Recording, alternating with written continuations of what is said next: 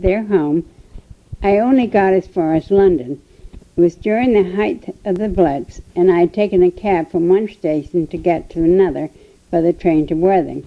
The bombs were dropping all around us, and the air raids were sounding. My cab driver took me to the nearest Red Cross shelter, saying he would not take me any farther. I was able to get a call through to Kathleen, telling them not to expect me. I returned to camp the next day. We were given time off every so often, and on one of these occasions, Dimage and I went to Edinburgh, Scotland, where we did some shopping and sightseeing. I bought a lovely piece of plaid material that I mailed home for later use. We had our pictures taken in Scottish kilts. During the warmer weather, we went to a Red Cross retreat on the southeast coast of England in Bournemouth. It was a former resort taken over by the U.S. for use as a resting spot for overworked personnel. We would go there for 2 or 3 days at a time. I also visited my Uncle Jack, Mother's brother, and his wife Helen, who lived north of London. They had 2 sons, Patrick and Michael. They too treated me like royalty. On another occasion, I went with a group of personnel from the Army base to the Royal Crown Derby China factory. We were able to pick out any items we wanted, and after paying for them, they would be packaged and mailed duty-free to anywhere in the United States. I bought 2 China tea sets, which I had mailed home to Mother in Norton. Every morning on the way to mess hall, we would see and hear the planes leaving England for the war zone, and then we would see them return in the evening, wondering how many didn't make it back. The war was getting worse. Ernie's letters became more frightening as he described his harrowing experiences on a minesweeper in the Pacific. He was there before the invasion of Iwo Jima and would describe his close calls when bombs dropped all around his ship and when torpedoes missed their target, the USS Zebra. We celebrated our first wedding anniversary on the opposite sides of the earth. He was in the South Pacific and I was in England. Time seemed to pass so slowly. Many British families put on parties and dances for the American officers. I attended a few of these with John Maloney. Finally, in May of 1945, the European War ended. There were 10 of us nurses who were married at the time. We were supposedly to be spared from combat duty. We were advised to send home for warm clothing, as we were to remain in England for the winter. The rest of the nurses would be sent to the Pacific. They went by train to Marseille, where they boarded a troop ship for the Philippines. However, VJ Day happened before the ship sailed, and they were rerouted to the United States. I was assigned to a station hospital in the heart of London. Big Ben was in my backyard. This was a small hospital where Army personnel could go if they became sick while on leave or traveling through the country. Now that the war was over in Europe, they came to London on leave, and after lots of pub hopping, many became sick. There was an epidemic of strep throats, many coming to the hospital with high temperatures and feeling very ill. I had 7 p.m. to 7 a.m. duty, but always had to stay until after 10 a.m. to finish all the paperwork. On my first day at the hospital, I was called aside by my head nurse, who told me that the doctor in charge of the hospital, a colonel, wanted me to be his girlfriend. I was ordered to attend a welcoming party to be held at the officers' club that night. I followed orders, but made it very clear that I was married and not interested in becoming anybody's girl. Most of the rest of the married nurses took off their rings and dated other men. I was busier during that duty in London than any time during the busiest days of the war. It seemed that all these soldiers coming to England on leave from Europe or on their way home became sick with strep throats. I would have 5 or 6 new admissions each night. My help consisted of one corpsman who was not medically trained, but a former infantryman whom I had to train. Those were the days of intramuscular penicillin injections. There were no oral medications available. It was quite a project to have to give 15 or 20 patients their shots every 4 hours. I had a medication table on wheels, and I would get all the shots lined up on the tray and wheel the table from bed to bed until all were given. The boys used to call me the dart thrower. Each new patient had to have a throat culture taken. I was devastated when one of these patients' cultures turned out to be positive for diphtheria. I had to set up a private barium room for the patient and also recruit nurses to volunteer their time to special him.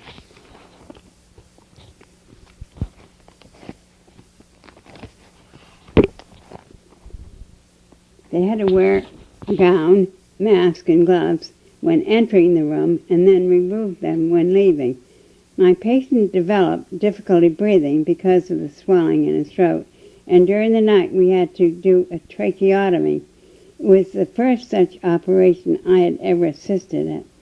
I had urged the head medical doctor, to order antitoxin, an injection to prevent heart complications for the patient. But by the time we finally got some, the damage was already done, and he had developed congestive heart failure and died soon after. We were all very upset. The soldier had served in every campaign starting in Africa, moving up through all the fighting, ending in Germany. He had come to leave on England before going home. He was 23 years old. VJ Day was a huge event in England, especially in London. Everybody was in the streets celebrating.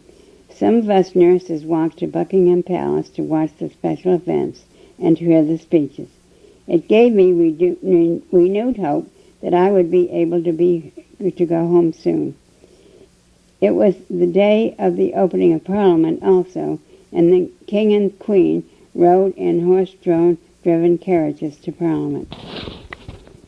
It was October before we received orders to report to a staging area to prepare for departure home. As soon as I got my orders, I sent a telegram to Mother telling her that I would be leaving England on the Queen Mary on November 4th. Ernie was at sea at the time, but I sent the same message to him. The Queen Mary was converted into a troop transport ship. Our cabin, usually designed for 2 passengers, had 3 sets of triple bunk beds. 9 women to a room. Needless to say, it was crowded. We had to keep all of our everyday necessities on our bed, and the rest rolled up in our bedroll. I had the top bunk, which is good for me because I'm not too tall. Otherwise, one could not sit up. It only took 4 days to cross the Atlantic going home, whereas it took 14 days to cross from the U.S. to England a year and a half earlier. It was a marvelous ship with elevators and lovely living rooms. It was most exciting entering New York Harbor.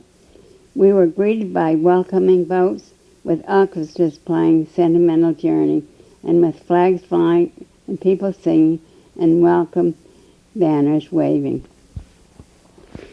After debarking, we were sent to Fort Dix, New Jersey, where we were processed and discharged. Then I took a train to Providence, where Eddie and Louise met me and drove me to Norton.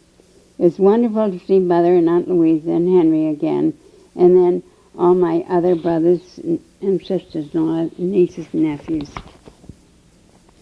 I called Ernie's parents and talked to them. Ernie was at sea at the time and not expected to be home before January. I visited Arthur and Leb on Long Island and then went to Ipswich to see Doc and Liz. It was a nice surprise to see all the things Liz had collected for me. Ernie would send her money each month asking her to buy things for me. Among them were a lovely Hope Shot, a set of Lenox china dinnerware, a silver sugar and creamer, and some table linen.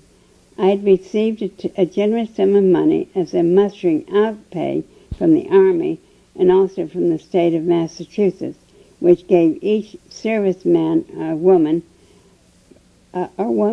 resident a sizable bonus as a thank you for serving in World War II. I badly needed clothes. Bobby and Alfred invited me to spend a few days with them. They lived near Boston at the time. Bobby and I went on a shopping spree in the big town where I got a lot of things I needed. I also bought myself a mouton lamb coat and Christmas presents for the family. It was wonderful to be back in the States again. One day I went to Providence to see friends at the Rhode Island Hospital. It was a strange encounter on the elevator that changed my plans. Dr. Ham spoke to me. He had remembered me from training, asking if I could special one of his patients to a hospital in Boston. This patient was the wife of the president of Brown University, and she was very sick and needed to go to a cancer hospital in Boston by ambulance. Because she was having IV fluids, he needed a nurse to accompany her. I was reluctant at first, but he said he couldn't find anyone else, and he would pay me $25, which was a large sum at that time. I accepted. I received my orders and went to the president's house with Dr. Ham.